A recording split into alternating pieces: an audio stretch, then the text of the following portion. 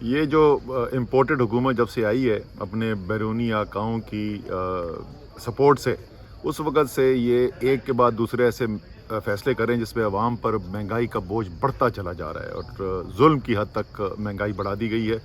عمران خان ہمیشہ سے اپنی قوم کے ساتھ کھڑے ہوئے ہیں، عوام کے ساتھ کھڑے ہوئے ہیں، اور اسی لیے حالانکہ عالمی طوفان تھا مہنگائی کا، لیکن عمران خان نے اپنی پوری کوشش کی اور بچا کے رکھا کافی حد تک پاکستان کے عوام کو۔ اور اب جب کہ یہ عوام کے خلاف فیصلے ہو رہے ہیں تو عمران خان نے آواز اٹھائی ہے، اپنی قوم کے ساتھ آواز میں لائی ہے۔ آپ بھی اس آواز کے ساتھ اپنی آواز بلائیں تاکہ فیصلے جو ہیں وہ پاکستان کی عوام کے لیے ہوں، نہ کہ بیرونی آقاؤں کے لیے۔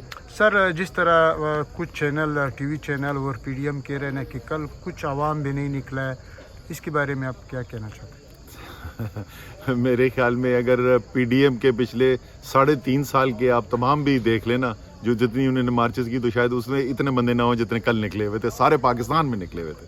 Thank you sir.